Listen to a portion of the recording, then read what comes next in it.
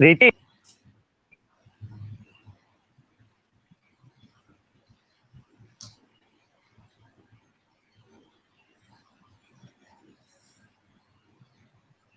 प्रतिरोध का सिनेमा अभियान के साप्ताहिक फिल्म चर्चा में आप सभी का स्वागत है।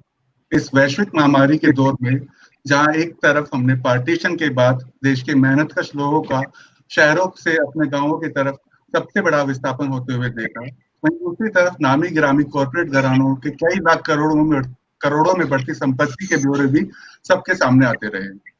हमारा यह सिनेमा अभियान पिछले 15 वर्षों से सिनेमा और अन्य माध्यमों के जरिए आप तक महत्वपूर्ण बहसों को लाने की कोशिश करता आया है। इस सप्ताह की शुरुआत में हमने राहुल रॉय द्वारा निर्देशित फिल्म द फैक्ट्री को आप सभी के साथ साझा किया। सन 2012 में हरियाणा के मानेसर के मारुति सुजुकी फैक्ट्री के भीतर श्रमिकों और प्रबंधन के बीच के तनाव ने तब एक दुखद मोड़ लिया जब एक प्रबंधक की मृत्यु हो गई। कंपनी द्वारा 213 मजदूरों को हत्या के लिए आरोपित किया गया और 147 को गिरफ्तारी हुई। मार्च 2015 में 79 मजदूरों को जमानत मिली और 68 को जेल भेज दिया गया। इस मुकदमे का अंतिम निर्णय 18 मार्च 2017 को आया था, जिस फैसले के अंतर्गत 117 मजदूरों को बाइज्जत बरी किया गया और 31 मजदूरों को सजा मिली थी, जिनमें से 13 लोग आज भी उम्र कैद की सजा काट रहे हैं। इस फेसबुक लाइव में हमारे साथ फिल्मकार राहुल रॉय और मारुति सुजुकी से निष्कासित और गुरुग्राम वर्कर्स सॉलिडेरिटी सेंटर के अध्यक्ष रामनिवास कुश शामिल हैं। आप दोनों का इस फेसबुक लाइव में स्वागत है। शुक्रिया सौरभ जी, शुक्रिया। रामनिवास जी, आपका स्वागत है। बहुत बहुत धन्यवाद, आपने मुझे इनवाइट किया जी, बहुत बहुत शुक्रिया। हम लोग बहस को शुरू करते हैं। राहुल, पहला सवाल मैं आपसे ही पूछना चाहता हूं कि पूरी फिल्म जो है कोर्ट प्रोसीडिंग को फॉलो करती है। आज जब चीफ जस्टिस से लेकर देश के टॉप मोस्ट लॉयर्स तक के रिश्ते राजनेता और विभिन्न पार्टियों के साथ जगजाहिर हैं, तो इन सब में गरीब मजदूरों को न्याय मिलने की कितनी गुंजाइश अभी रह जाती है? कुल मिलाकर मजदूरों के हक में पर्याप्त संख्या में क्या आप जज और वकीलों को खड़ा देख पाते हैं? सौरभ, सवाल आपका कठिन सवाल है।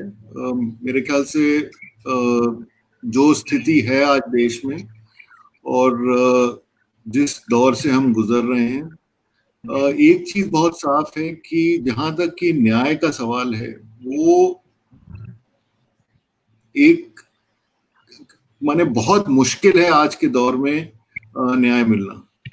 और जिस तरह से हमारी जो पुलिस सिस्टम है, जिस तरह से हमारे न्यायालय हैं, जिस तरह से हमारे जो केसेस हैं वो बनाए जाते हैं, इसके अंतर्गत जो और सब कुछ मिल रहा है लेकिन न्याय के अलावा, तो ये एक बहुत ही खतरनाक दौर से हम गुजर रहे हैं, जिसमें कि लोगों का विश्वास जो है, जो पूरा जस्टिस सिस्टम है, उससे उठ रहा है और उठ गया है। तो लोगों को लगता है कि जो जहां तक कि न्याय का सवाल है वो और उनके हक के जो सवाल हैं, उसके लिए जो हमारा जो तंत्र है, हमारा जो सिस्टम है, वो कोई उसको कंसर्न नहीं है। उनकी जो जहां तक कि न्याय का सवाल है उनके लिए, तो बहुत साफ और जाहिर है कि हम इस वक्त एक बहुत ही खतरनाक दौर से गुजर रहे हैं। जी राहुल, मेरा अगला सवाल मैं एक चीज और इसी संदर्भ में रामनिवास जी से पूछना चाहूंगा कि फिल्म में एक हिस्सा है जिसमें एक भट्टा मजदूर जो है वकील साहब के पास आते हैं और वो बात कर रहे हैं अपने बेटे के लेकर। वो बताते हैं कैसे उन्होंने ईट भट्टा पे काम कर करके अपने बेटे को पढ़ाया लिखाया कि वो कंपनी में इस पोजीशन पे आया कि वो काम कर सके। लेकिन अब उनको अपना जो है चप्पल घिसनी पड़ रही है अदालत के चक्कर लगाने में, क्योंकि वो अपने बेटे को बाहर निकाल सके। तो ऐसे कितने परिवार आपके साथ संबंधित थे जिन्होंने सब कुछ अपना जो है राज्य सरकार और पूंजीपतियों की दोस्ती के बीच में खो दिया? आप उनमें से कुछ पर बात करना चाहेंगे, कुछ बताना चाहेंगे? तो सौरभ जी, अगर देखा जाए तो कंपनी के अंदर मोस्टली वर्कर वही हैं जो बिल्कुल निम्न तबके से जाते हैं, और बहुत कोई बड़े पूंजीपति या जमींदारों के बच्चे कंपनियों में देखने को नहीं मिलते। सिर्फ ये एक अकेला उदाहरण नहीं कि वो हमने फिल्म के अंदर दिखाया कि भट्टा मजदूरों बच्चे थे, और बहुत सारे ऐसे परिवार हैं जिनकी रोजी रोटी का एकमात्र जरिया उनके बच्चे थे। जो भी वो कमाते थे उसी से घर गुजारा चलता था, और उसके बाद तो हालात बद से बदतर हुए। बहुत सारे हमारे साथी ऐसे, अगर हम अभी बात करें करंट सिचुएशन में, जो हमारे साथी जेल के अंदर है, उनमें कई साथी हैं, जैसे जियाला जी हैं। जिया जी वैसे भी दलित परिवार से हैं, और घर पे बहुत ही बुरे कंडीशन है अभी भी। यहाँ तक कि कोविड के बाद जैसे उसे जेल से पैरोल मिली, वहां आने के बाद उसने अपना ट्रीटमेंट शुरू किया। वो डिस्क में प्रॉब्लम थी, तो बाद में पता चला कि उसको कैंसर है। जेल के अंदर उसने एक बार उसे कि उसको दर्द होता लगातार पेन, लेकिन जेल में पेन किलर दे उसको बहुत ज्यादा समझाता था कि हाँ ठीक हो जाएंगे। सिचुएशन में मतलब जिस परिवार के पास रोजी रोटी ही नहीं है, खाने के पैसे नहीं है, वो कैंसर जैसे बीमारी का इलाज रहे। हमारे साथ धनराज हैं जो राजस्थान से हैं, रामेश हैं जो यूनियन के अध्यक्ष थे, और हर निहायती गरीब परिवारों से हैं सभी के सभी।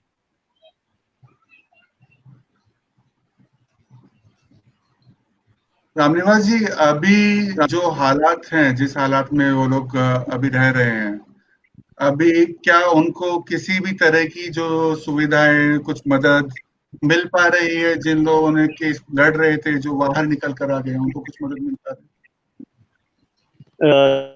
देखिए, जैसा आपने बताया कि जेल के अंदर 147 वर्कर थे, और उसमें से जैसे 117 लोग बरी हुए, और 13 लोग जो अभी आजीवन कारावास की सजा काट रहे हैं।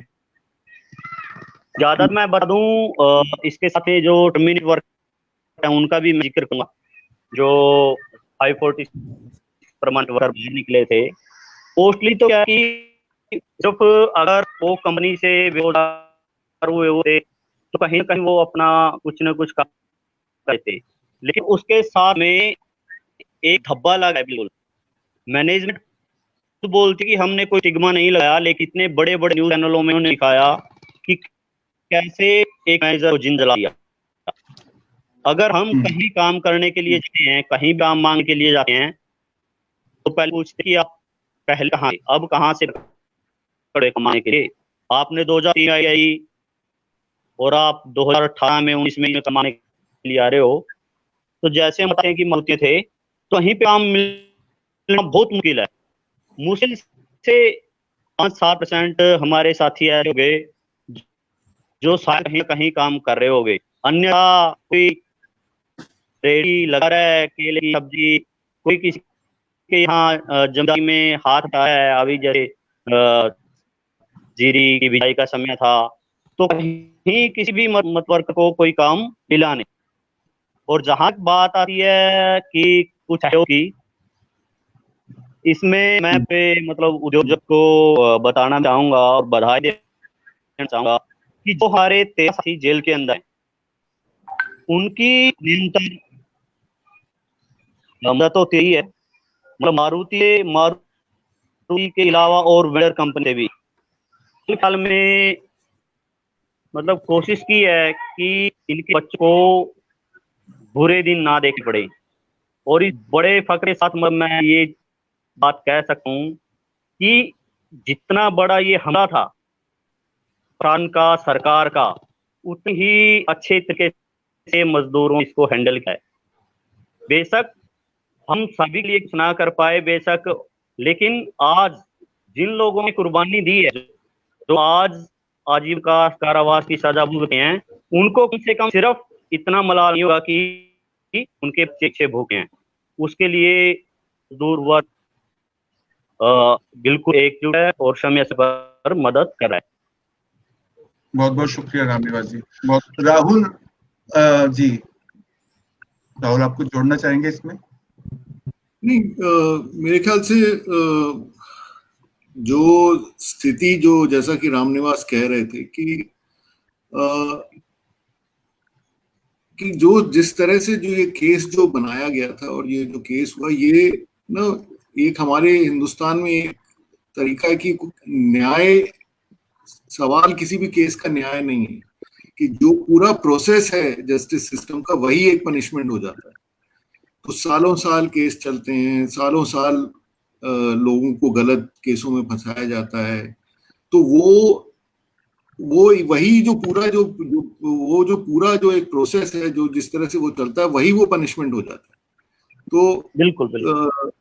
तो वो जो है ना, वो वही इस केस में भी हुआ है कि ये नहीं है कि सवाल ये नहीं है कि किस क्या जजमेंट क्या आया एंड में, लेकिन ये जो पूरा प्रोसेस था केस का, उसमें किस तरह से लोगों को फंसाया गया और किस तरह से लोगों के ऊपर केस चला, फिर उनके परिवारों के साथ क्या हुआ, कितने साल केस चला, कितने साल लोग फंसे रहे उसमें, तो वो पूरा एक पनिशमेंट है। और उसके लिए कोई कौन जिम्मेवार है और कौन जिम्मेवारी लेगा।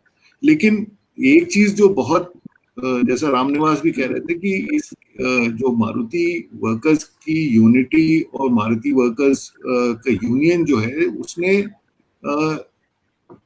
इस केस से जो लोग प्रभावित हुए, जो लोग अभी भी जेल में, एक मिसाल रखा है कि किस तरह से आप सपोर्ट कर सकते हैं और किस तरह से सपोर्ट करने की जरूरत है। क्योंकि कोई भी फिर इस तरह की लड़ाई में नहीं उतरेगा अगर उसे लगेगा कि मैं तो फंस जाऊंगा और मर जाऊंगा और कोई मेरे आगे पीछे देखने वाला नहीं है। तो मेरे ख्याल से वो एक बहुत जरूरी एक मिसाल है मारुति वर्कर्स की यूनिटी का, कि यूनियन जो है और जो बाकी वर्कर्स जो है, उन्होंने देखा और अभी तक देख रहे हैं कि जो लोग फंसे थे इस केस में, उन लोगों की परिवार की उनकी देखरेख चलती रहे। राहुल, इसी से संबंधित मेरा सवाल है कि एट प्रेजेंट अभी हम लोग देख रहे हैं कि जो कोविड महामारी जो पूरे देश में, पूरी दुनिया में फैला हुआ है, उस दौरान सुप्रीम कोर्ट ने भी एक वर्डिक्ट दिया है जिसमें उन्होंने बोला है कि जो कैदी, सजायाफ्ता कैदी हैं या फिर जो हाई रिस्क पे हैं, आप उनको तुरंत बेल दे सकते हैं, जिसपे बहुत सारे राजनीतिक बंदियों पे लगातार बात होता भी आ रहा है। लेकिन हमारे इन सब बातों में, बातचीत में जो भी अभी चल रहा है समाज में, उसमें जो मजदूरों को लेकर जो संघर्ष रहे हैं पिछले 20-30 सालों में, जो भी हमारे साथी जेल में रहे हैं, चाहे वो छत्तीसगढ़ हो, उड़ीसा हो, हरियाणा हो, यूपी हो, तो इन सब जगहों पे बहुत सारे ऐसे कैदी हैं जिनका अभी तक 4 साल से 5 साल से वो जेल में बिना ट्रायल के। तो उन सब के जो स्थिति है, मनोदशा, अभी जो हालात हैं जेल के अंदर, उस पर आप कुछ रखना चाहेंगे बात? नहीं, वही है ना। अब जो हमारे देश में जो हो रहा है वो ये है कि अब कोई राजनीतिक कैदी नहीं होता है। कोई राजनीतिक अपने विचार रखे, उसके ऊपर उसको कैद नहीं किया जाता है। वो सारा जो है वो आप उसको क्रिमिनलाइज करना, किसी तरह से किसी केस में फंसाना, फिर उसको दंडित करना, ये सारा जो है वो पुरानी कैटेगरी जो हुआ करती थी एक राजनीतिक बंदी की और एक राजनीतिक केस का, अब वो है ही नहीं। अब खाली क्रिमिनल केसेस चलते हैं सबके ऊपर। तो ये जो है ना, ये एक बहुत ही क्या बताएं, यही स्थिति है देश में कि अब आप राजनीतिक कैदी कोई है ही नहीं। सारे लोग, अगर आप अगर सरकार के खिलाफ बोल रहे हैं या अगर आप एस्टैब्लिशमेंट के खिलाफ बोल रहे हैं, तो आपको राजनीतिक कैदी नहीं बनाया जाएगा, आपको एक क्रिमिनल कैदी बनाया जाएगा, आपको क्रिमिनल केसेस में फंसाया जाएगा। तो जिससे कि कोई ये ना हो कि कोई राजनीतिक अपने विचार के ऊपर उसको कैद किया गया है, उसके ऊपर केस चलाया जा रहा है, वो कैटेगरी अब खत्म हो गई है। अब आप अगर किसी भी तरह अपना मुंह खोलते हैं, आप किसी भी तरह अगर एस्टैब्लिशमेंट को चैलेंज करते हैं या उसके खिलाफ बोलते हैं, तो आपको क्रिमिनल केस में फंसाया जाएगा। तो वर्कर्स से बेहतर कोई नहीं जानता, क्योंकि ये कोई नई प्रक्रिया नहीं है। ये कई सालों से इसका इस्तेमाल किया गया है वर्कर्स के स्ट्रगल्स को तोड़ने के लिए, कि क्रिमिनल केसेस का इस्तेमाल करना, और उस हर चीज को एक क्रिमिनल केस में बदल देना।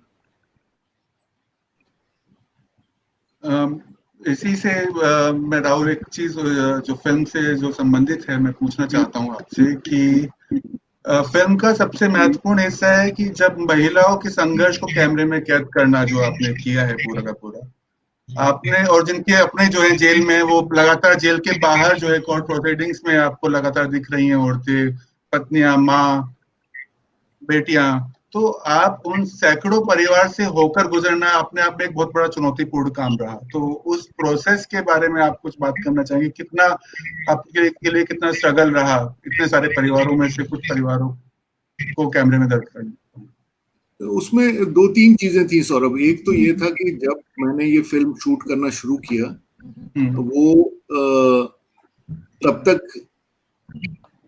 ये केस शुरू हो चुका था, मैंने चार्जशीट वगैरह फाइल हो गई थी, और 1 साल तक उसके बाद जो मारुति वर्कर्स थे उन लोगों ने एक बहुत ही बढ़िया लड़ाई फैक्ट्री से बाहर लड़ी, अपने अपने गांव में और अपने अपने क्षेत्र में, जो कि एक बहुत ही अजीब सी परिस्थिति थी कि फैक्ट्री जो है और वर्कर्स की लड़ाई वो गांव में चल रही थी और छोटे कस्बों में चल रही थी हरियाणा की, और वो फैक्ट्री में नहीं चल रही थी। तो एक तो और उससे और उस लड़ाई में सारे परिवार वाले जो थे और जो लोग डिसमिस थे, वो लोग जुड़े थे उस लड़ाई में। तो एक तो ये था कि जब मैंने शुरू किया उस वक्त परिवार जन जो थे, जो लोग को उठा रहे थे, उन लोगों से मेरा रोज का मिलना था, राब्ता था, उन्हीं से मुझे सब कुछ पता चलता था क्या हो रहा है। दूसरी चीज जो ये थी वो ये थी कि मैं जो फिल्म जिस तरह से मैं फिल्म बनाना चाहता था, मुझे था कि जिस स्टेज पे है ये स्ट्रगल और ये केस, वो उसका एक स्ट्रगल का रोजमर्रा का इतिहास क्या होता है। माने हम लोग किसी भी स्ट्रगल को देखते हैं तो वो हम उसकी चरम सीमा पे देखते हैं ना, जब कि लोग धरने पे हैं, लोग भाषण दे रहे हैं, या कहीं पे घेराव चल रहा है, या कहीं पे लॉकडाउन चल रहा है, या कहीं पे ऑक्यूपेशन चल रहा है। लेकिन किसी भी स्ट्रगल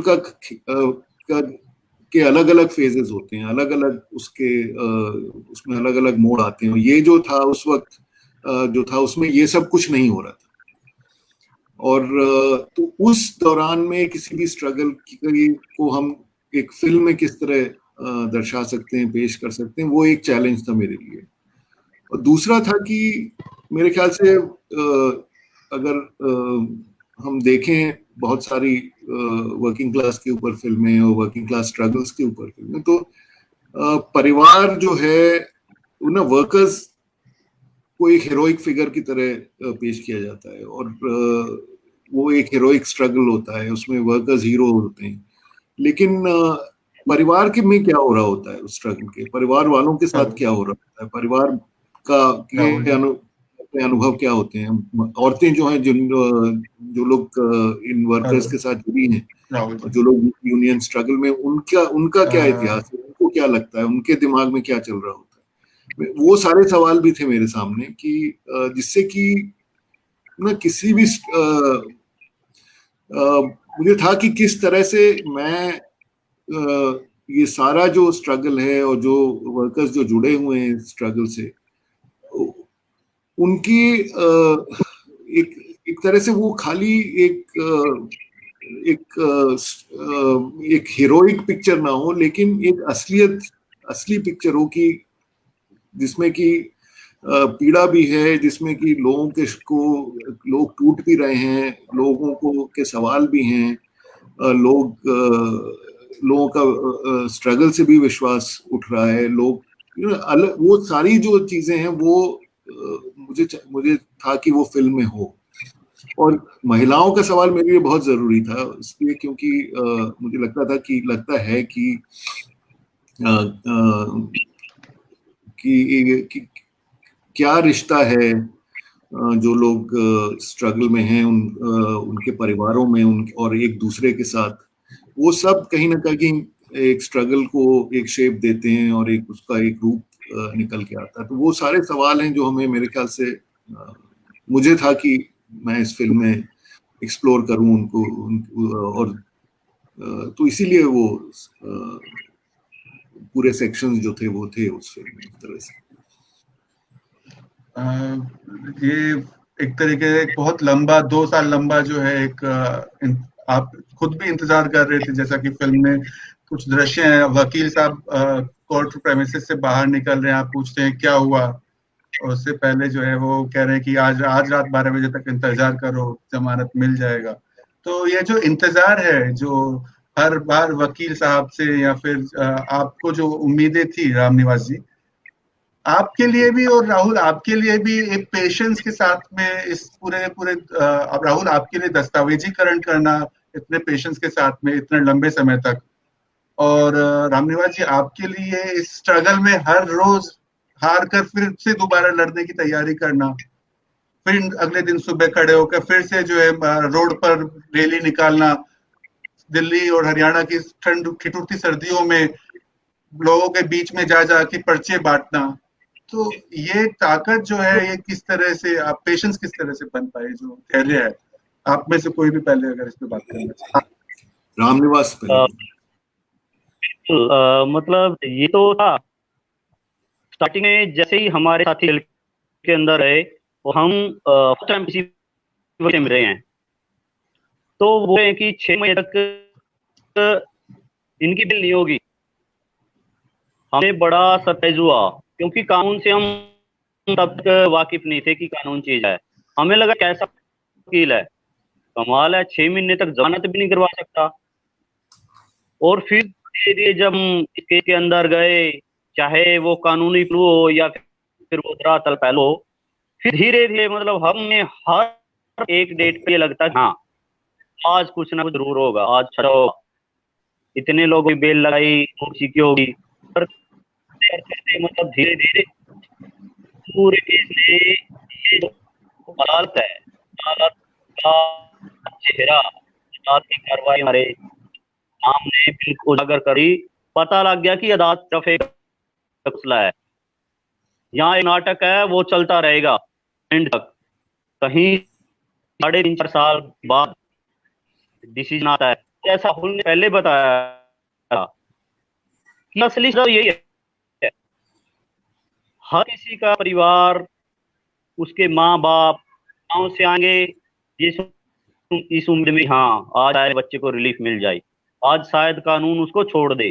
एक तो उससे बड़ी मुसीबत वो के अंदर है, दूसरा उसके परिवार इतनी तंगी में है कि उनके पास गुजारा नहीं है, फिर भी कानून पर विश्वास करके वो डेली 200-200 किलोमीटर किसी किसी तरीके से जाते हैं, और वहां जाने के बाद शाम 4 बजे तक कोर्ट की कार्रवाई नहीं होती, फिर वो वापस जाने के लिए उनका समय नहीं बचता, उनको कहीं कहीं गुजारा करना पड़ता है, या किसी धर्मशाला में रुकते हैं, किसी को ढूंढते हैं हमें रुकवा लीजिए।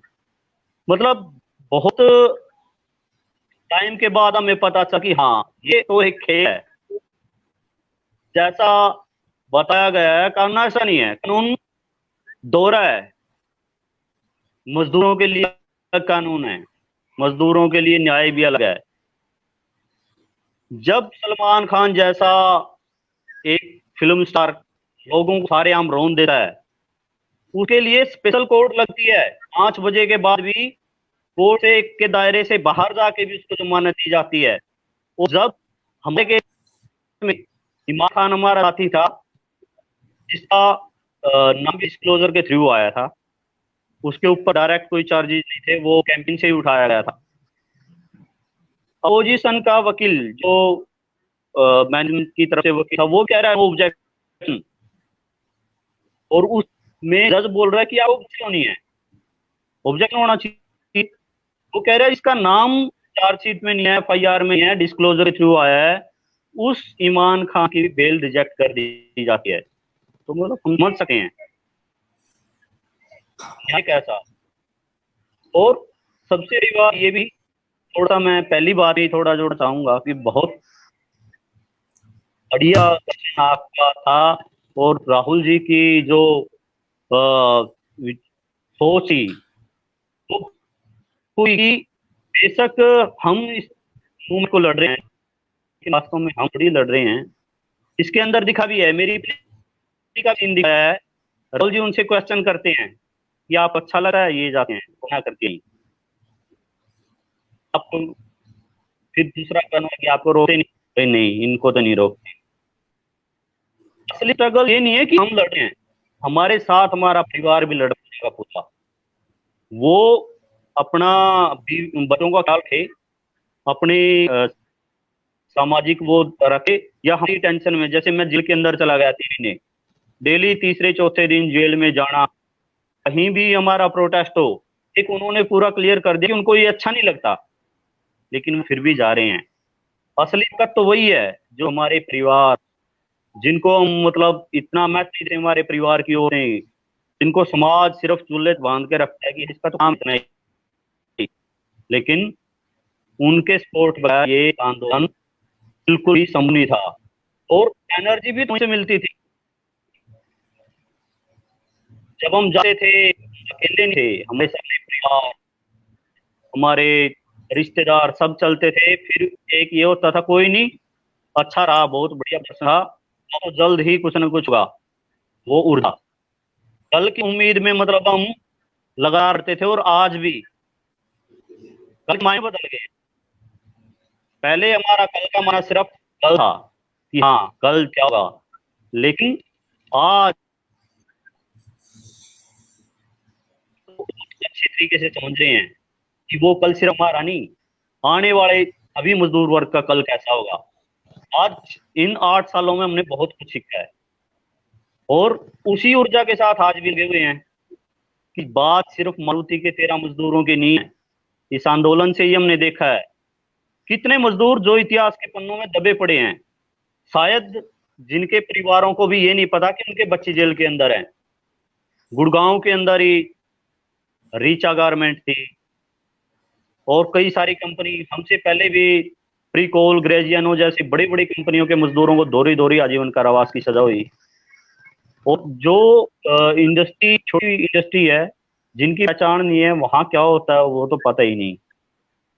तो एक ये ऊर्जा ही है, एक इसी यही हमें ताकत देती है कि हाँ कल जरूर कुछ ना कुछ अच्छा होगा, और उस अच्छे में कुछ हमारा योगदान हो, इसलिए हम आज भी लड़े हैं।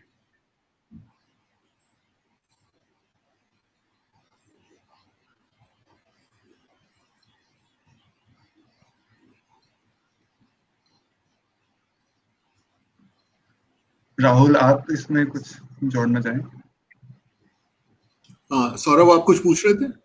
जी, मैं कह रहा था कि आप इसमें कुछ जोड़ना चाहें, जो पूरा पेशेंस के साथ में, जो क्योंकि बहुत सुंदर तरीके से रामनिवास ने जो बात मैं पूछना ही चाह रहा था आपसे, जब आप सवाल पूछ रहे थे और जवाब ना मिलना, आप लगातार उनकी पत्नी से बात पूछ रहे हैं और जवाब, उस एक्सप्रेशन में बहुत सारे जवाब मिल रहे थे। कुल मिलाकर वो जो एक बॉस था, वो अपने आप में बहुत सारी बातें कह रहा था, लेकिन आप अपने एक्सपीरियंस से कुछ बताना चाहें, जोड़ना चाहें? नहीं, वही जो मैं पहले भी कह रहा था कि ना, ये जो वर्किंग क्लास स्ट्रगल्स की जो कहानियां होती हैं ना, उसमें परिवार कहीं छूट जाते हैं। वो इतना ज्यादा हम बात करते हैं खाली ऑक्यूपेशन का और घिराव का और भाषण का और मूवमेंट का, कि हम नहीं ध्यान देते हैं कि वो जो मजदूर है उसका एक परिवार भी है पीछे, और एक कहानी वहां भी चल रही है, और वो कहानी भी बहुत जरूरी है। और परिवार में क्या हो रहा है और उन रिश्तों में क्या हो रहा है, वो शॉर्ट टर्म में शायद उसका कोई उतना इम्पैक्ट ना दिखे किसी मूवमेंट पे, लेकिन लॉन्ग टर्म इम्पैक्ट है उसका। अगर आप लंबी लड़ाई को देख रहे हैं तो परिवार के में ये रिश्ते, एक दूसरे के साथ रिश्ते, वो बहुत अहमियत रखते हैं और वो बहुत जरूरी है किसी भी स्ट्रगल के लिए। और हम लोग उसको रिकग्नाइज नहीं करते हैं किसी भी स्ट्रगल में, हम उसके ऊपर उतना ध्यान नहीं देते हैं, उसके ऊपर उतना हम बात नहीं करते हैं। लेकिन हमें सबको मालूम है अपनी अपनी जिंदगी में, अगर हम झांक के देखें कि रिश्ते जो हैं और वो कितनी अहमियत और किस तरह से हमें शेप करते हैं। हमारे बहुत सारे स्टेप्स जो कि हम एक्नॉलेज भी नहीं कर पाते हैं, और जो हम और जिसके कारण हम बहुत सारे निर्णय लेते हैं और लेकिन हम उसको देख नहीं पाते हैं कि क्यों हम वो निर्णय ले रहे हैं और उसके क्या इम्प्लीकेशंस हैं हमारे स्ट्रगल पे और उस पे। तो वो मेरे ख्याल से वो सवाल हैं जो हमें, जिसके ऊपर बहुत बात होने की जरूरत है, उतनी होती नहीं है बात। तो इसलिए वो फिल्म में भी एक छोटा सा एक छोटी सी कोशिश थी कि एक जो कि स्ट्रगल के लीडर हैं और जो और वो इतनी जरूरी स्ट्रगल लीड कर रहे हैं, और रामनिवास और इनके और भी जो साथी थे, वो मतलब, क्योंकि मैं 1 साल तक इन लोगों के साथ था शूटिंग के दौरान, तो मैं रोज देख रहा था रोज, और हमेशा जब मैं किसी से भी मिलता था तो मैं और उसके बारे में अगर मैं बात करता था शूटिंग के बारे में, तो मुझे मैंने विश्वास नहीं होता था जिस तरह से ये लोग लगे हुए थे रोज रोज रोज। और ये लोग खुद वकील बन गए थे। जितने वकील लोगों को नहीं मालूम था केस के बारे में, उतना रामनिवास और जितेंद्र और खुशीराम वगैरह को मालूम था कि क्या डिटेल्स है केसेस पे, कौन सी फाइल कहाँ है, किस फाइल में कौन से पन्ने पे क्या है, वो सब इन लोगों को मालूम था। और तो वो जो एक जो है ना कि स्ट्रगल मारुति वर्कर्स का इतना आइकॉनिक, और क्यों लोगों ने रिकग्नाइज भी किया सब जगह, और वो इसलिए था क्योंकि जितनी मेहनत हुई है उस पर, और अब ये बहुत रेयर है इतना मेहनत देखना और इतना लोगों का लगन के साथ लगे रहना। और वो स्टेज था कि जबकि लोग हार चुके थे, एक्चुअली वो स्ट्रगल हारा हुआ स्ट्रगल था उस वक्त, लेकिन उस दौरान में भी जिस लगन और जिस पेशेंस के साथ रोज रोज रोज रोज, और कितना प्रेशर, अब मैंने आप इमेजिन नहीं कर सकते हैं कितना प्रेशर इन लोगों के ऊपर होता था कि जब लोग परिवार, जैसा कि कह रहे हैं 200 किलोमीटर से लोग आते थे, और रोज वहां एक ही बात होती थी, कब होगा बेल, कब होगी बेल, कब होगी बेल। और इन लोगों के ऊपर भी सवाल उठते थे कि ये लोग क्यों नहीं कर पा रहे हैं, ये लोग क्यों नहीं बेल करवा पा रहे, जबकि कोई दोष नहीं है, कोई वो प्रूफ नहीं है, कोई एविडेंस नहीं है। तो वो सारा, और इतने लंबे अरसे तक उन सारी चीजों से जूझना और उसको हैंडल करना कोई मामूली बात नहीं थी। बहुत ही, मतलब अभी तो इसके ऊपर बहुत लिखा जाएगा और बहुत सारी पीएचडीज होंगी मारुति वर्कर्स स्ट्रगल, ऑलरेडी हो रही हैं और हुई हैं, लेकिन बहुत सारे एस्पेक्ट्स हैं इसके जो कि जिनके ऊपर भी बात करने की जरूरत है। उसमें से कुछ मैंने कोशिश की थी इस फिल्म के दौरान निकालने की। जी जरूर, ये बहुत ही इम्पोर्टेंट है कि पीएचडी भी हो, और जो एकेडमिया में जो है, जो वर्कर्स की यूनिटी के बारे में और अच्छे से और स्ट्रांगली लिखा जाए और रिकॉग्नाइज भी किया जाए, वो बहुत इम्पोर्टेंट है। रामनिवास जी, मेरा आप ही से अभी इसी से संबंधित मैं पूछना चाहूंगा कि लीडरशिप के बारे में बात होता रहा कि कंपनी ने कभी लीडरशिप बनने नहीं दिया। कंपनी ने हमेशा कोशिश किया कि जैसे ही कोई इंसान मजदूरों के बीच से एक आवाज बन के निकले तो उसको तुरंत निकाल दिया जाए। एक के बाद एक, 2, 3, 4 ऐसे कई लीडरशिप आई जिनको तोड़ दिया गया कंपनी के जरिए, जो आपने अभी मेंशन भी किया। तो उस बीच में कितने नए चेहरे आपने देखे जो जीरो से एक बहुत बड़े टॉप लेवल के, मतलब कि जैसे अभी आप ही के बारे में राहुल बोल रहे थे कि आप लॉयर से कम नहीं है, तो आपने ऐसे कितने यंग लड़कों को तैयार होते हुए देखा। और अभी एट प्रेजेंट मैं अगर पूछूं कि हालात कैसे हैं, क्या हालात चल रहे हैं मानेसर के केस को लेकर, और वहां के आसपास में क्या आवाजें उठ पा रही हैं? जी सर, बिल्कुल। मतलब अगर हम मारुति केस के पहलू को देखें, इसकी सबसे मतलब खास बातों में से बात रही है, आमतौर पे अगर हम और इंडस्ट्री में देखें या समाज में देखें, राजनीति में देखें, होता क्या है कि एक लीडर है, बाकी के लोग भीड़ है। और खुद मारुति के अंदर भी मैनेजमेंट ने भी सिर्फ यही सोचा था कि हाँ, जैसे स्टिंग 2011 से हुई, सोनू गुर्जर की लीडरशिप में लोग आए, तो उन्होंने भी मतलब ये सोचा कि लीडरशिप को तोड़ दो, मूवमेंट खत्म। उन्होंने जैसे तैसे करे उनसे ज्यादा लाइन लिया, उनको पॉइंट रखा और पैसे के जैसे से मतलब लीडरशिप को तोड़ा। उसके बाद मैनेजमेंट को ये लगा कि हाँ, अब ये मूवमेंट खत्म है। और उसके बाद फिर एक नई लीडरशिप आई, नई लीडरशिप जिसकी अध्यक्षता में अभी जो 13 लोग जेल के अंदर हैं वो आए, और फिर से एक नया आंदोलन खड़ा हुआ। उसके बाद जैसे मैनेजमेंट ने इनको जेल के अंदर डलवा दिया, इतने भयंकर चार्जेस लगा के कि आज मैंने खुद बताया कि अभी भी वो आजीवन कारावास के अंदर हैं। और जैसे एक ये डॉक्यूमेंट्री है ना जो राहुल जी ने वर्कर पक्ष से बनाई, बहुत ऐसे ही मैनेजमेंट ने भी बना रखी है, जो लोगों के सामने दिखाते हैं कि देखो ये लड़ने वाले लोग थे, आज कहाँ हैं, जेलों के अंदर हैं। उसके बाद फिर से प्रोविजनल कमेटी जैसे हम लोग आए, जेल के अंदर जाने के बाद भी एक ऐसी कंडीशन थी कि कोई भी वर्कर अपने घर पे नहीं रुक पा रहा था, पुलिस की इतनी धरपकड़ थी, रिश्तेदारों को भी पूछताछ के लिए बुलाया जा रहा था। उस कंडीशन में फ्रंट पे आना एक बहुत बड़ी बात थी। उस समय में नहीं लगा, उस समय हमारे अंदर बचपना था। लेकिन अगर हम आज अगर देखें कि प्रोविजनल कमेटी के जो साथी थे कितना बड़ा रिस्क लिया, पुलिस आपकी तलाश कर रही है, जो भी हाथे चढ़ गया उसी को जेल के अंदर डाल रही है, कोई सबूतों की तो बात ही छोड़ दो।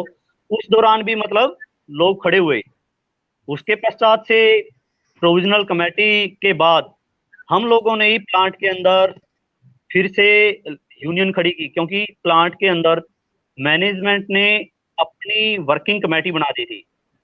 मैं आपको बता दूं कि मारुति के इतिहास में ही गुड़गांव प्लांट में ऐसा हुआ है कि 12 साल तक इलेक्शन नहीं हुए। मैनेजमेंट की जो वर्क कमेटी थी उसी ने मतलब मैनेजमेंट के मन मुताबिक काम किए। और सेम सिचुएशन ये मानेसर में होने वाली थी, लेकिन हम लोगों ने वहां इंटरफेयर किया, कोर्ट के अंदर अपील फाइल की कि यूनियन का कार्यकाल पूरा हो गया, यहाँ इलेक्शन कराओ। हमने अपना पक्ष रखा था बकायदा कि हम बेशक कंपनी के एम्प्लॉय नहीं है, कंपनी के साथ हमारा बेशक रिश्ता ना रहा हो, कंपनी हमें टर्मिनेट मानती है, लेकिन हम यूनियन की सदस्यता शुल्क देते हैं, इसलिए हम इलेक्शन लड़ने के हकदार हैं। आनन फानन में मैनेजमेंट ने इलेक्शन कराया, और जिन लोगों को हमने खड़ा किया वही 85% बहुमत से, एक उनके अगेंस्ट में सिर्फ मैनेजमेंट की कमेटी थी, दूसरे ये जीत के आए। मतलब उसके बाद से अभी यूनियन इतनी अच्छे से चल रही है, जैसे मैंने बताया अभी कि यूनियन जो साथी जेल के अंदर हैं उनकी लगातार मदद कर रही है, टर्मिनेट वर्कर की मदद कर रही है। और हमारे अंदर भी अगर बड़ी बात नहीं है, आज मैं इस चीज को छोड़ के चला जाऊं तो मुझे ये कतई निराशा नहीं होगी कि ये मूवमेंट खत्म हो जाएगा। इसकी खूबसूरती यही है कि हमने चेहरे को नेता नहीं बनाया, हमने ये नहीं सोचा कि हाँ नेता रामनिवास है, नेता पूरी पब्लिक है। अगर मैं चला जाऊंगा तो जो भी साथी आएगा वो इतनी ही मतलब योग्यता रखता है कि इस मूवमेंट को आराम से चला लेगा। राहुल जी ने बहुत करीब से देखा है कि 12-13 लोग थे हमारे, किसी की मजबूरी होगी, परिवार की मजबूरी होगी, वो छोड़ के चला गया, दूसरा ऐड हो गया। अभी जैसे जितेंद्र खुशीराम है, स्टार्टिंग के दौर में ये नहीं थे, लेकिन अभी जैसे मैंने कहा अगर कोई भी आएगा तो वो इतनी तो योग्यता रखता है कि इतनी सूझबूझ रखता है कि वो ठीक से लड़ पड़े। और ये मैं एक संदेश भी देना चाहूंगा हमारे जो मजदूर भाई हैं उनके लिए भी, कि सिर्फ एक आदमी पे डिपेंड होना अच्छी बात नहीं है। असलियत ताकत हमारे लास्ट के मजदूर तक है। अगर हमारा अंतिम मजदूर भी इस ताकत को महसूस कर रहा है तो ही हम लड़ पाएंगे, नहीं तो इतना बड़ा सिस्टम है, जहां आज के दौर में MP MLA किसी पार्टी की विचारधारा से जुड़े हुए हैं, वो रातों रात बिक जाते हैं, तो मजदूरों के पास तो है ही क्या। अगर कंपनी उनको वैसे ही 1 लाख 2 लाख रुपए दिखा देगी तो ईमान डगमगाना बहुत आसान है। लेकिन जिसका अंतिम कैडर तक इन चीजों को समझेगा, मारुति का मजदूर अगर आज समझ रहा है तो मैनेजमेंट की औकात नहीं है। अब जैसे ट्रायल के अंदर भी लेबर कोर्ट के अंदर हमारा केस चला हुआ है, तब भी बोलते हैं कि आपने पहले भी तो सेटलमेंट किया था, आपने 30 लोगों को 16-16 लाख रुपए दे के निकाल दिया था, अब समझौता कर लो। तो आज मारुति मैनेजमेंट बोलती है कि वो हमारी सबसे बड़ी बेवकूफी थी। कितनों को मतलब वो पैसा देंगे, कितनों को खरीदेंगे, फिर से नई लीडरशिप आ जाएगी। तो इतना ही कहना चाहूंगा सौरभ कि सबसे बड़ी बात यही है कि हमने कभी भी अपने आप को, या हमारे साथियों ने, आज तो वास्तव में नेता अजमेर सिंह, उन्होंने भी कभी अपने आप को ये नहीं कहा कि हम नेता हैं। भाई रियल में नेता तो जनता है, जनता जैसा कहेगी वैसे ही हम करते आए हैं। बस नहीं, बहुत ही जरूरी बात है रामनिवास जी। लेकिन अभी जो फिलहाल में जो नए श्रम कानून आए हैं मई में, उसमें एक बात बहुत महत्वपूर्ण ये है कि उत्तर प्रदेश के बारे में अगर कहा जाए कि अगले 3 साल तक कोई भी यूनियन का गठन नहीं कर सकते आप, आपके पास ये अधिकार नहीं है। और इस तरह के बहुत सारी जगहों पे काम के घंटे 8 घंटे थे, जो वहां पे वहां 12 कर दिए गए, और कई जगहों पे और भी बढ़ा दिए गए। आपका जो है एक्सग्रेशिया खत्म कर दिया गया है कुछ मजदूरों का, और मजदूरों कैटेगराइजेशन भी जो है वो अलग अलग तरीके से किया जा रहा है। तो हाँ इस जी। बारे में राहुल, मैं आपसे पूछना चाहूंगा कि वर्तमान समय में, और जब आप यह फिल्म डॉक्यूमेंट कर रहे थे, जब इसका डॉक्यूमेंटेशन चल रहा था पूरे मूवमेंट का, तब और अब में सिविल सोसाइटीज, लेबर यूनियन या अन्य जो स्वतंत्र संगठन जो हैं, जो काम करते हैं लेबर राइट्स, ह्यूमन राइट्स के एस्पेक्ट पे, उनके तरीकों में आपको कुछ बदलाव देखने को मिला है क्या?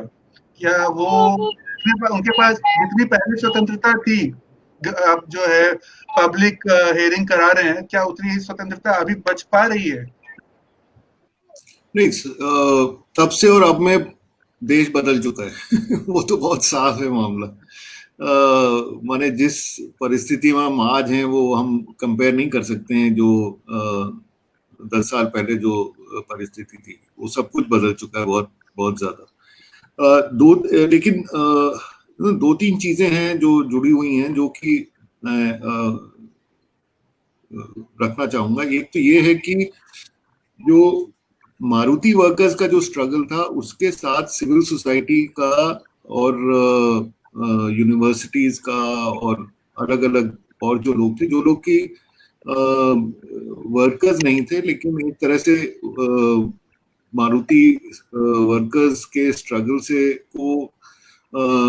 को देख रहे थे और उसको समझने की कोशिश कर रहे थे। उन लोग एक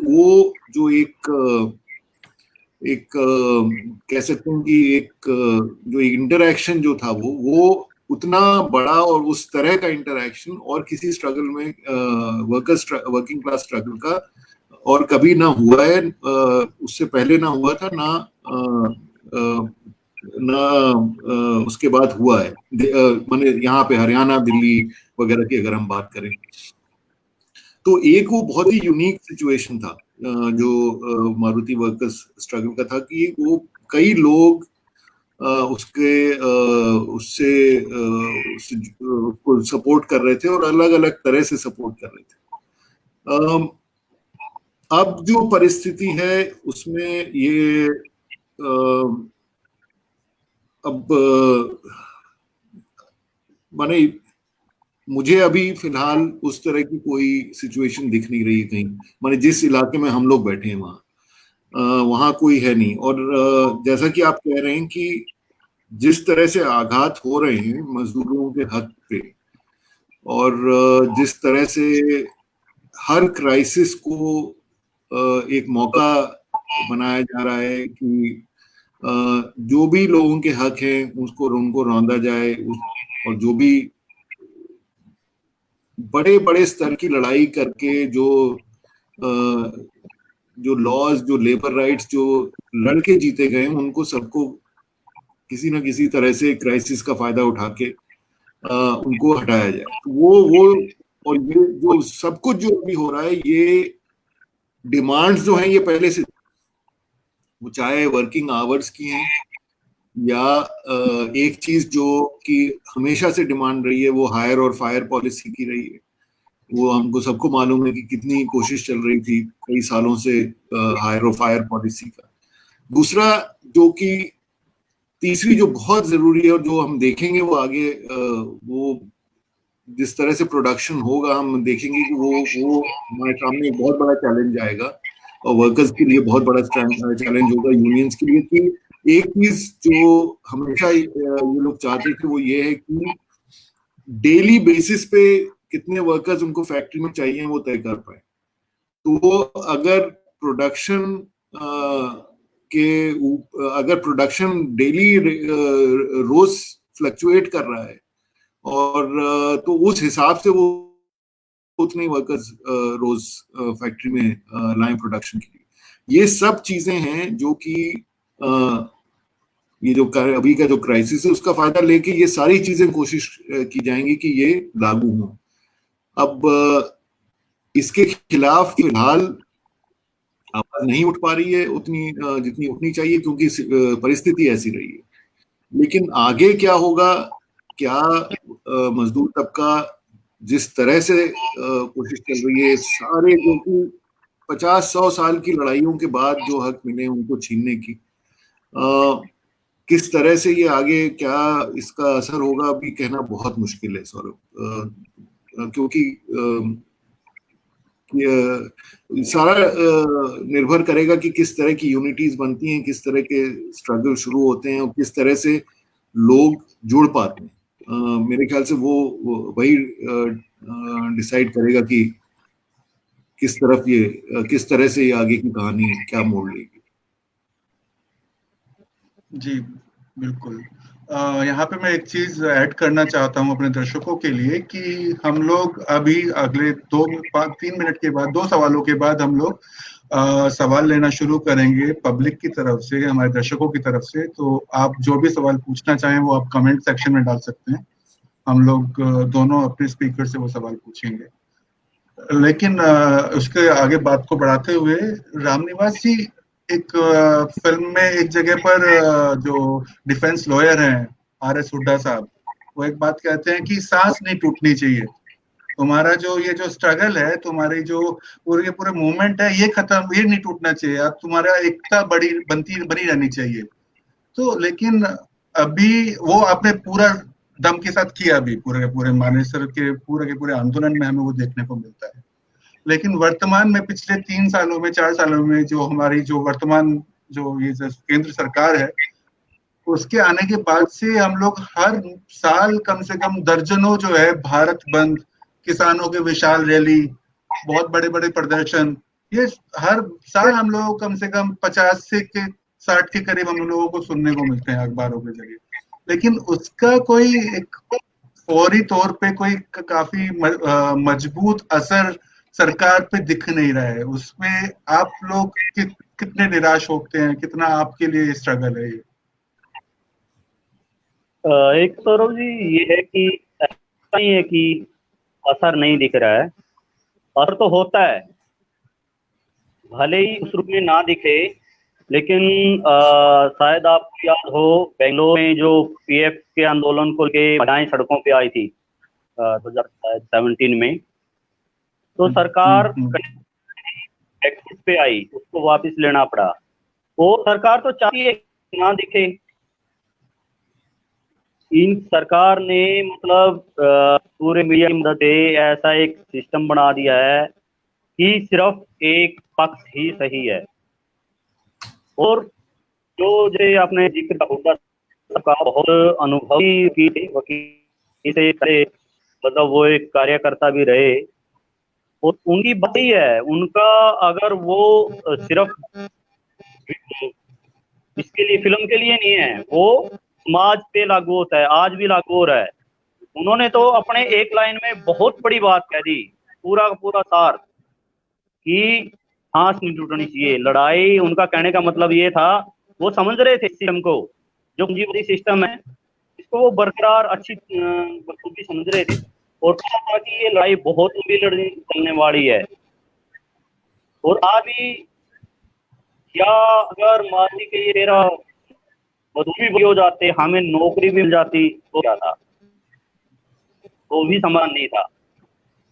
तो उनका जो इशारा था वो बिल्कुल आप ही उसी तरफ हैं कि लास्ट 3-4 साल के अंदर हम देख रहे हैं कि जितने सारे कानून हमें मिले थे, मतलब वो आज है कहाँ। हमारे पुरखों ने सदी पहले लड़ के कानून हासिल किए थे, सरकार आचार संहिताओं में बदल कर दी है, तो सारे राइट्स।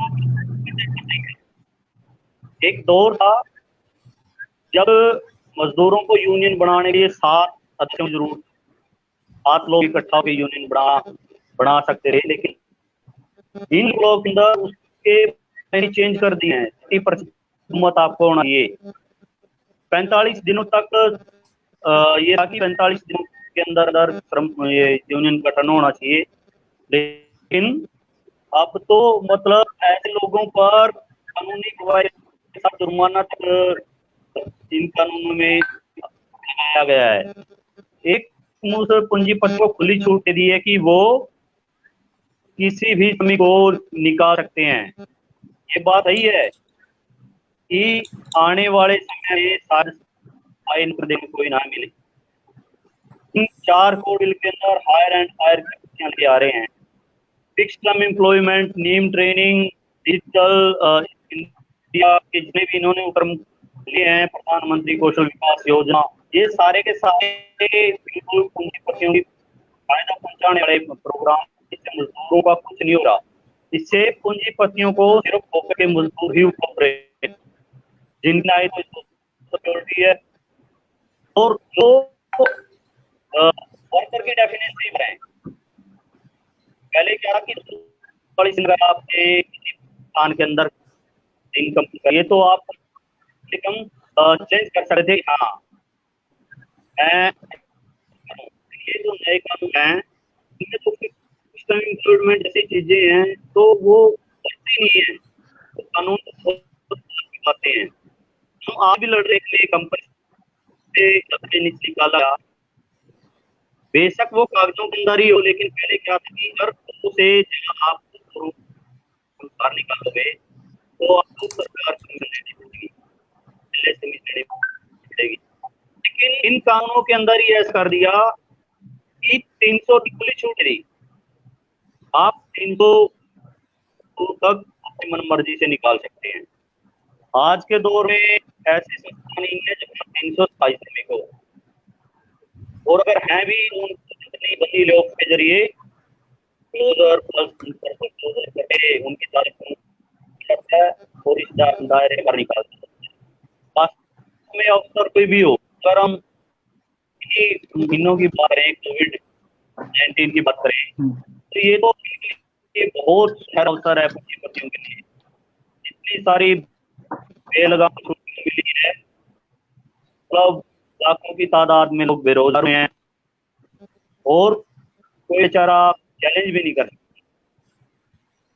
खुली छूट दे दिए इनको। 8 घंटे की लड़ाई कब लड़ी थी 1886 के अंदर, वहाँ क्या है, इनको 12 घंटे 16 घंटे तक की कानूनी मंजूरी दे दी है, वो भी विदाउट ओवर टाइम के।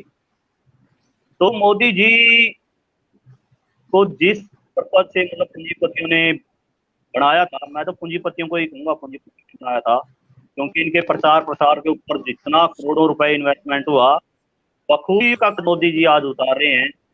और देश की जनता को जो ने दिखाया कि मजदूर नंबर 1, श्रममेव जयते, मजदूर उनके झांसे में आ गए और मजदूरों ने तो फिर से मोदी 2 और पूर्ण बहुमत के साथ से बैठा दिया। इसका अर्जा हमें झेलना ही पड़ेगा। ये बात ही है कि जब हमारे हाथ में कुछ होता है तो हम ना कुछ कर सकते हैं, लेकिन अब तो वो कानून भी हाथ से छीनने गए। अब क्या होगा, अब तो एक तरीके देख सकते हैं कि मजदूर राम का क्या होगा क्या नहीं होगा, बहुत सोचने वाली बात है, क्योंकि लड़ने के जरिए ही नहीं है। पहले बड़ी मुश्किल मिलते थे यूनियन के लिए, 60 मिलते थे, क्योंकि जो भी 7 मजदूर कंपनी उनको निकाल देगी, तो 30% कहाँ रहेंगे? बस शॉर्ट में अगर आप इसी से जुड़ा हुआ एक बात बता सके कि पोस्ट कोरोना जब ये लॉकडाउन तालाबंदी खत्म हो जाएगा और कोरोना से हम लोग थोड़ा निजात पा पाएंगे, तो रामनिवास जी आपके अनुसार हरियाणा में जो वर्कर्स यूनिटी है, वर्कर स्ट्रगल है, वो कितना संघर्ष, असंतोष कितना समाज में पैदा हो सकता है, ये जो पॉलिसीज नहीं आई है? आपको क्या लगता है क्या हालात होंगे? असंतोष तो सौरभ जी, अगर हम अभी देख रहे हैं, मैंने सर इस जगह हम रहते भी हैं, माने गुड़गांव दारूड़ा बेल्ट में बहुत सारी कंपनियां हैं जिनको, जैसे नाम भी लूंगा मैं एक दो का, जो कॉन्टिनेंट है की वेंडर कंपनी है भिवाड़ी के अंदर, यहाँ माने सर IMT भी कंपनी है, उसमें क्या था, मजदूर पहले 15-15 हजार रुपये ले रहे थे, उनके सामने प्रपोजल दिया कि आप या तो 8,000 में हमको या फिर मतलब एक 1200 क्विंटल के अंदर परमानेंट मजदूर है, सभी को मतलब आज बाहर बैठे हैं। तो ऐसा बहुत ज्यादा है, लेकिन वही बातें फिर से आ गई कि अगर वो आज के दौर में भी, तो ये सारी फैसिलिटी कंपनी को के पास है। सरकार इतनी छूट दे रही है कंपनी को कि आप निकाल सकते हो, जिसे मर्जी आप निकाल सकते हो, जिसे मर्जी आप रख सकते हो। तो लड़ाई का जरा भी मेरी नजारी कि कोई लड़ाई या आंदोलन रूप में थे और वो सकते थे। राहुल, आपके हिसाब से कुछ आप टिप्पणी करना चाहें जो असंतोष पैदा हो सकता है उसके बारे में?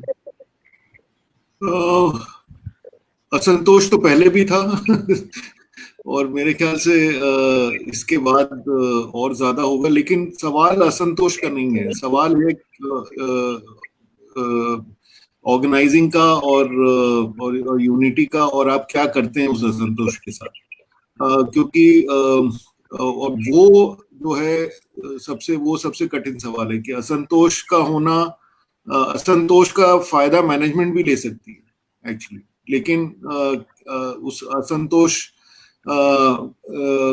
को किस तरह से किसी स्ट्रगल का हिस्सा स्ट्रगल का हिस्सा होना, यूनियंस का किस तरह के जो मुद्दे हैं जो यूनियंस लेंगे, किस तरह के स्टेप्स यूनियंस लेंगे, उन सब के ऊपर आगे का कहानी किस तरह चलेगी उसके ऊपर डिपेंड करता है। लेकिन सवाल माने ये बहुत साफ है कि आगे जो समय हम देख रहे हैं उसमें मजदूरों की जो आय है वो कम होने वाली है, मजदूरों को काम ज्यादा करना पड़ेगा, और कोई परमानेंट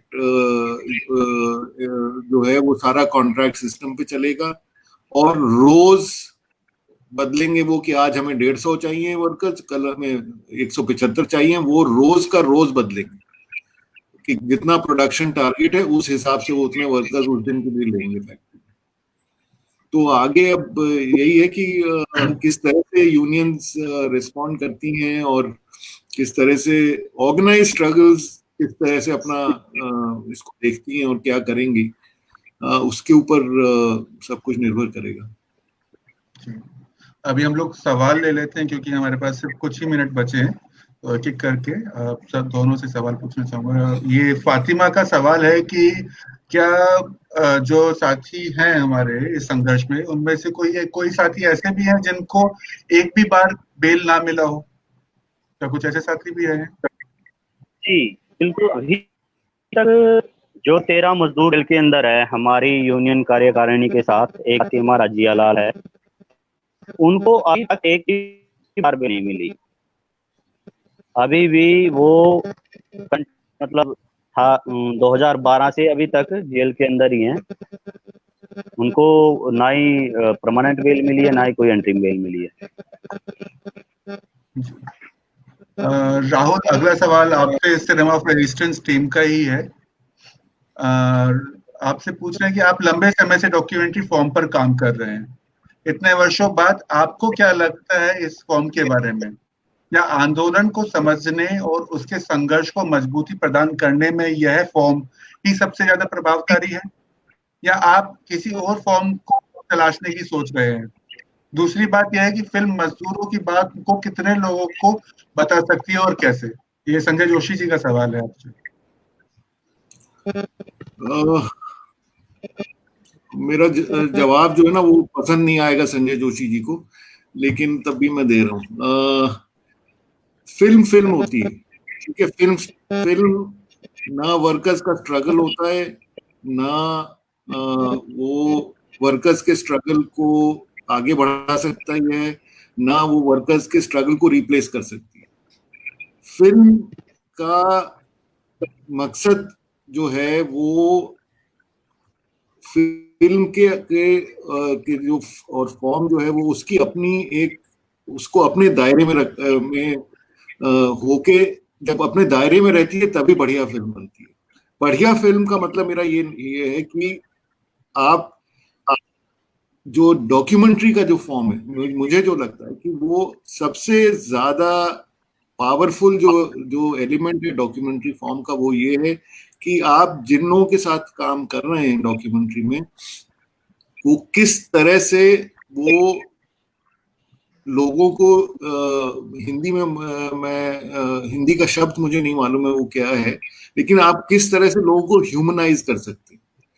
माने ह्यूमनाइज करने का मतलब ये है कि आप किस तरह से लोगों को की कहानियां, लोगों के जो स्ट्रगल्स हैं, लोगों की जो सवाल हैं, लोगों की जो डर हैं, लोगों का जो खुशी है, लोगों की जो परेशानियां हैं, वो उसको सबको मिला के किस तरह से आप लोगों के सामने पेश कर सकते हैं, जिससे कि अगर कोई देख रहा है तो लगे कि हाँ, रामनिवास कोई कहानी अगर मैं देख रहा हूं तो रामनिवास एक इंसान है और रामनिवास भगवान नहीं है ना। वो एक प्रॉब्लम जो है वो मुझे जो लगता है जो कि जो हमें हमेशा फिल्म मेकर होने के नाते हमें हमेशा ये अपने सामने रखना चाहिए कि फिल्म जो है उसका एक, उससे आप कुछ चीजें हासिल कर सकते हैं, सब कुछ नहीं हासिल कर सकते। आप उसको स्ट्रगल में नहीं कन्वर्ट कर सकते, ना आप फिल्म से कोई स्ट्रगल शुरू कर सकते हैं, ना आप फिल्म से आप कोई आंदोलन खड़ा कर सकते हैं, ना कोई रेवोल्यूशन ला सकते हैं, नहीं हो सकता। वो एक्चुअल स्ट्रगल से होता है, वो असली वहां से होता है जहां पे स्ट्रगल चल रहे हैं उन लोगों के साथ।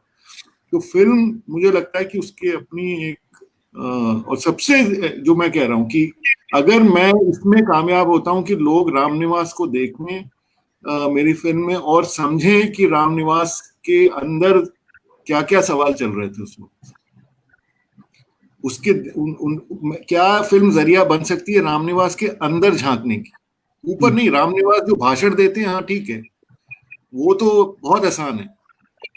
रामनिवास अगर लीडर हैं तो लीडर को प्रेजेंट करना बहुत आसान बात, लेकिन रामनिवास जो इंसान है, जिसके कई रिश्ते हैं, जो कहाँ पे कहाँ रहता है, उसके जो दिल में और मन में जो सवाल उठ रहे हैं, या जो उसकी जो चिंता है, जो खुशी है, वो किस तरह से मैं फिल्म में ला सकता हूँ, उससे एक्चुअली स्ट्रगल को भी और रामनिवास को भी फायदा होगा, जिससे कि लोगों को लगेगा कि हाँ, जिसके बारे में हम देख रहे हैं, जिसके बारे में हम ये फिल्म हमें कुछ हमें बता रही है, वो कहीं ना कहीं हमें वाकिफ कर रही है किसी इंसान से।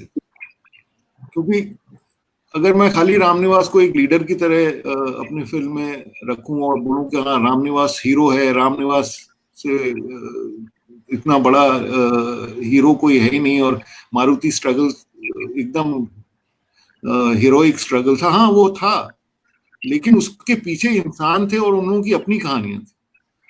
तो मेरे ख्याल से वो मुझे लगता है कि डॉक्यूमेंट्री की का मकसद भी होना चाहिए और उसकी अपना दायरा भी। जी।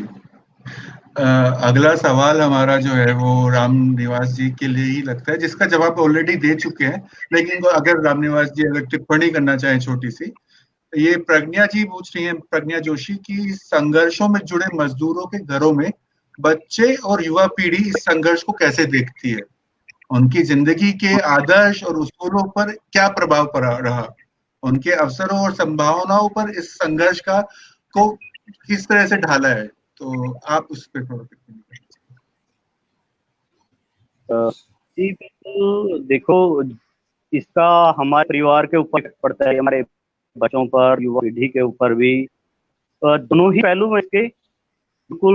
मैं एक मत से ऐसा ही वास्तव में क्या प्रभाव पड़ा। एक कहीं ना कहीं जब हम के दौरान होते हैं, मैदान में होते हैं, तो बच्चे या और घर की औरतें तो उस चीज को नहीं समझ पाती। कहीं ना कहीं उनको लगा है कि वो हमारे साथ अन्याय कर रहा है। अगर मैं मेरे से ही लूं, मेरे बच्चे हैं वो औरों के जो बच्चे हैं उनसे कंपैरिजन कर रहे हैं कि हाँ उनके पापा है ऐसे हैं, उनके पापा कुछ कमाते हैं, ये करते हैं।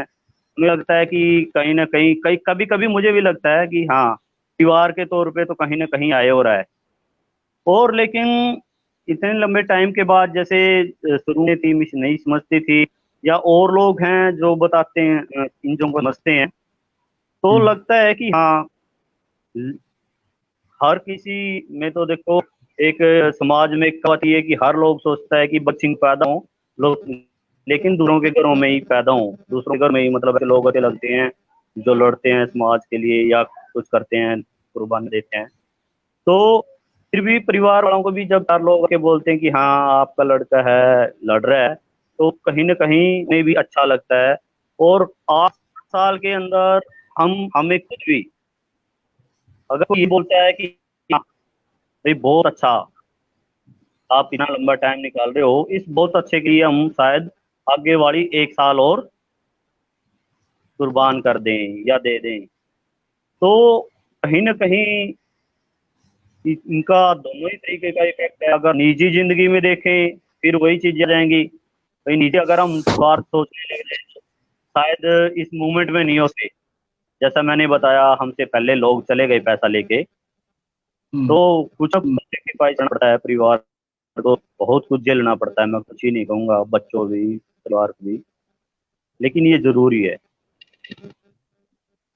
अच्छा, रामनिवास जी, आप ही से अगला सवाल भी पूछा गया है। ये एक बहुत ही जरूरी सवाल भी है। अक्षय पॉल नाम से एक साथी है, वो पूछ रहे हैं कि क्या, नो सॉरी, मैं माफ कीजिएगा जी, ये सवाल सुवालाल जंगू ने आपसे पूछा है। वो पूछ रहे हैं कि क्या आपके इस आंदोलन को कभी किसी किसान संघर्ष समिति या फिर कोई बाबा, जो आजकल बहुत ज्यादा सुर्खियों में भी रह रहे हैं, किसी बाबा से या किसी भी तरह के ऐसे समूह से कोई आपके संग जो मारुति कंपनी के जो स्ट्रगल को है, जो सपोर्ट मिला है क्या कभी?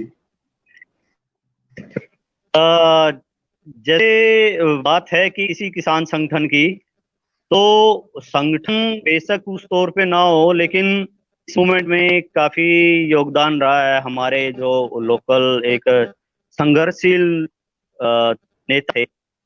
बेशक अकेले ही हो लेकिन बहुत शिद्दत के साथ लड़े। हमारे साथ 72 दिन जेल के अंदर भी रहे।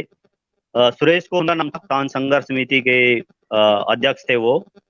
लेकिन उन्होंने भी मतलब खुद से ये चीज बाद में जब वो हम जेल से बेल मिली, तो ये डिस्कशन किया कि मजदूर की लड़ाई और किसानों की लड़ाई बहुत अलग है। किसानों की लड़ाई के दौरान उन्होंने बहुत मतलब रेल की पटरियों को उखाड़ के, रेल को या रोड कब्जा करके बैठ गए, देशद्रोह तक के मुकदमे लगे, और फिर वो उनसे बरी हुए, एक दिन भी जेल के अंदर नहीं गए। लेकिन जैसे ही वो मजदूरों को सपोर्ट देने के लिए आए, मारुति मजदूरों के सपोर्ट में वो कैथल धरने बैठे, लाखियों मुकदमे सब कुछ लड़ने पड़े। तो ये मजदूरों में किसानों की लड़ाई में बहुत फर्क है। क्योंकि क्या होता है कि किसानों को अपने वास्तविक दुश्मन का नहीं पता, किसान किसे लड़े। मांगों के लिए किसान कार चढ़े हैं, लेकिन जब मजदूरों की बात आती है तो हम डायरेक्ट किसी पूंजीपति के अगेंस्ट लड़े। और एक पूंजीपति का ही दूसरे के साथ जुड़ा था। जब हम माउथ में जब हमने मांग की थी इक्वल पे और इक्वल वर्क, बेशक हम उस समय ये चीजें नहीं समझे थे, लेकिन वो सिर्फ मारुति बात नहीं थी, ये कहीं ना कहीं पूरे के पूरे पूंजीपति वर्ग से जुड़ी हुई बात थी। और किसान बेचे इस चीज भी मतलब आज तक समझ पाए, वो सिर्फ ठीक हित के लिए कि फसलों का दाम बढ़ा दो, इसमें कुछ छूट के दो। और मजदूर क्या है, डायरेक्ट अपने मजदूर वर्ग अपने शत्रु को पहचानता है, शत्रु को बिल्कुल।